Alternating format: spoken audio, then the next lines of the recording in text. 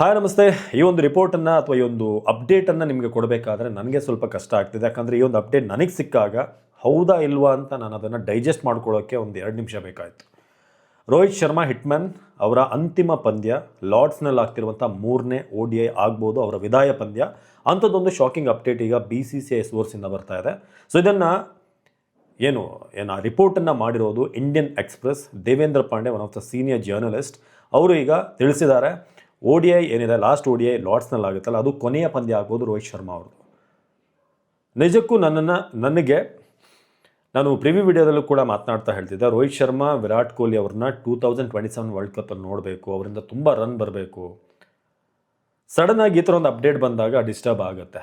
ಯಾಕಂತಂದರೆ ನನಗೆ ಅಂತಲ್ಲ, ಇಂಡಿಯನ್ ಫ್ಯಾನ್ಸ್ಗೆ ರೋಹಿತ್ ಶರ್ಮಾ ಅವ್ರನ್ನ 2027 ವರ್ಲ್ಡ್ ಕಪ್ಪಲ್ಲಿ ನೋಡಬೇಕು ಅಂತ. ಬಟ್ ದೇವೇಂದ್ರ ಪಾಂಡೆ ಅವರು ರಿಪೋರ್ಟ್ ಮಾಡಿರುವಂಥ ಪ್ರಕಾರ, ಅದು ಕೂಡ BCCIನ ಇನ್ಸೈಡ್ ಇನ್ಫಾರ್ಮೇಷನ್ ಪ್ರಕಾರ, ಗೌತಮ್ ಗಂಭೀರ್ ಅವರಿಗೆ ಆಲ್ರೆಡಿ ಈಗ ಕಮ್ಯುನಿಕೇಟ್ ಮಾಡಲಾಗಿದೆ BCCI ಕಡೆಯಿಂದ, ರೋಹಿತ್ ಶರ್ಮಾ ಅವ್ರನ್ನ ನಾವು 2027 ವರ್ಲ್ಡ್ ಕಪ್ಗೆ ನೋಡ್ತಾ ಇಲ್ಲ, ನಮ್ಮ ಸ್ಕೀಮ್ ಆಫ್ ಥಿಂಗ್ಸಲ್ಲಿ ರೋಹಿತ್ ಶರ್ಮಾ ಇಲ್ಲ. ಸೊ ಹಾಗಾಗಿ ಅವರಿಗೆ ಆಲ್ರೆಡಿ ರೋಹಿತ್ ಶರ್ಮಾಗೂ ಕೂಡ ಇನ್ಫಾರ್ಮ್ ಮಾಡಲಾಗಿದೆ ಅಂತ ಹೇಳಲಾಗ್ತದೆ. ಇದು ನಿಮ್ಮ ಕೊನೆಯ ODI ಟೂರ್ನಿ. ಇಂಗ್ಲೆಂಡ್ ನೆಲದಲ್ಲಿ Rohit Sharma will say good by two one day format. ಅಂದರೆ ಆಯ್ತಲ್ಲ, T20 ಆಯಿತು, ಟೆಸ್ಟ್ ಆಯಿತು, ಈಗ ಒನ್ ಡೇಗೂ ಕೂಡ ರಿಸೈನ್ ಮಾಡುವಂಥ ಅಥವಾ ಒಂದು ವಿದಾಯ ಹೇಳುವಂಥ ಸಮಯ. ರಿಸೈನ್ ಅಲ್ಲ, ಯಾವ ವರ್ಡ್ ಯೂಸ್ ಮಾಡಬೇಕು ನನಗೆ ಗೊತ್ತಾಗ್ತಾ ಇಲ್ಲ. ಬಟ್ ಈ ಥರ ಒಂದು ಅಪ್ಡೇಟ್ ಈಗ ಸಿಗ್ತಾ ಇದೆ. ಯಾಕೆ ಅಂತಂದರೆ, ಕಾರಣ ಏನು ಅಂತಂದರೆ, ಒಬ್ಬ ಯಂಗ್ಸ್ಟರ್ನ BCCI ನೋಡ್ತಾ ಇದೆ, ಯಶಸ್ವಿ ಜೈಸ್ವಾಲ್ ಅವ್ರನ್ನ ಆ ಪ್ಲೇಸಿಗೆ ತರಬೇಕು ಅಂತ. ಇನ್ಫ್ಯಾಕ್ಟ್ ಯಶಸ್ವಿ ಜೈಸ್ವಾಲ್ ಒನ್ ಡೇಲಿ ತುಂಬ ಚೆನ್ನಾಗಿ ಪರ್ಫಾರ್ಮ್ ಮಾಡ್ತಿದ್ದಾರೆ, ಅವರಿಗೆ ಪ್ಲೇಸ್ ಸಿಗಬೇಕು ಈ ಟೀಮಲ್ಲಿ. ಬಟ್ ನಿಮಗೆ ಆ ಪ್ಲೇಸನ್ನು ಕೊಡಬೇಕು ಅಂತಂದರೆ ಶುಭ್ಮನ್ ಗಿಲ್ ಕ್ಯಾಪ್ಟನ್ ಚೆನ್ನಾಗಿ ಆಡ್ತಿದ್ದಾರೆ, ಅವ್ರನ್ನಂತೂ ಚೇಂಜ್ ಮಾಡೋಕ್ಕಾಗಲ್ಲ, ಅವ್ರನ್ನ ಬದಲಾಯಿಸೋಕ್ಕೂ ಕಷ್ಟ. ವಿರಾಟ್ ಕೊಹ್ಲಿ ಅವ್ರನ್ನ ಸ್ಕೀಮ್ ಆಫ್ ಥಿಂಗ್ಸಲ್ಲಿ ನೋಡ್ತಾ ಇದ್ದಾರೆ ಅಂತ ಇದ್ದವ್ರಿಗಿದೆ. ವಿರಾಟ್ ಇವತ್ತು ಚೆನ್ನಾಗಿ ಆಡಿದ್ದಾರೆ ಕೂಡ. ರೋಹಿತ್ ಶರ್ಮಾ ಇವತ್ತು ಔಟ್ ಆದಾಗ ನನಗೆ 10 ಬಾಲ್ ಡಾಟ್ ಆಯಿತು. 11ನೇ ಬಾಲ್ ಆಲ್ಮೋಸ್ಟ್ ಅನಿಸುತ್ತೆ, ಅವರು ಪ್ರೆಷರಲ್ಲಿದ್ದರು. ವಿಲ್ ಜಾಕ್ಸ್ ಬಂದು ಒಂದು ಸ್ವೀಪ್ ಮಾಡೋಕ್ಕೆ ಹೋದರು, ಕ್ಯಾಚ್ ಹೋಗುತ್ತೆ ವಿಲ್ ಜಾಕ್ಸ್ಗೆ. ಸೊ ಆಗಲೇ ಸ್ಟ್ರಗಲ್ ಮಾಡ್ತಾಯಿದ್ರು. ಆಲ್ಮೋಸ್ಟ್ 46 ಬಾಲ್ಗೆ 27 ಅನಿಸುತ್ತೆ ಇವತ್ತು ಅವರು ಹೊಡೆದಿರೋದು. 47 ಬಾಲ್ 26. ಸೊ ಲಾಸ್ಟ್ 10 ಮ್ಯಾಚ್ ನೋಡಿದ್ರೆ 387 ರನ್ ಬಂದಿದೆ. ಅದರಲ್ಲಿ ಒಂದು ಹಾಫ್ ಸೆಂಚುರಿ, 79 ರನ್ ಅಫ್ಘಾನಿಸ್ತಾನ್ ವಿರುದ್ಧ.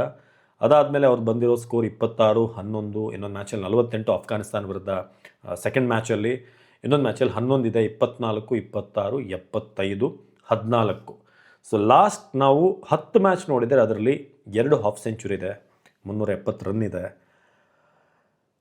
ರೋಹಿತ್ ಶರ್ಮಾ ಒನ್ ಡೇ ಫಾರ್ಮ್ಯಾಟಲ್ಲಿ ಅವರು ಸಚಿನ್ ತೆಂಡೂಲ್ಕರ್, ವಿರಾಟ್ ಕೊಹ್ಲಿ ಬಿಟ್ಟರೆ ಮುಂದಿನ ಸ್ಥಾನದಲ್ಲಿರೋದು ಅವರೇ. 285 ಮ್ಯಾಚಲ್ಲಿ 277 ODI ಇನ್ನಿಂಗ್ಸ್ ಅವ್ರದ್ದು, 11,720 ರನ್, 48.83 ಅವರ batting average, 92.97 strike rate, 264 world record. ಇದೇನಾದರೂ ನಿಜ ಆದರೆ this will be the most shattering news ಅಂತ ಹೇಳಬೇಕು. ಏನು ಅಂತಂದರೆ ಮಾತ್ರ ಮನಸ್ಸು ಒಡೆದೋಗುವಂಥ ನ್ಯೂಸ್ ಅಂತ ಹೇಳಬೇಕು. Double century 3, 62 half century, 1107 boundary, 363 six. After Tendulkar ಅವರ ಆ ಸ್ಕೋರ್ ಏನಿದೆ 18,426, ವಿರಾಟ್ ಕೊಹ್ಲಿ ಅವರ 14,867 ಬಿಟ್ಟರೆ 11,720. ಸೌರವ್ ಗಂಗೂಲಿ, ರಾಹುಲ್ ದ್ರಾವಿಡ್ಗಿಂತ ಮುಂಚೆ ಇರೋದು, ನಂಬರ್ 3 ರೋಹಿತ್ ಶರ್ಮಾ.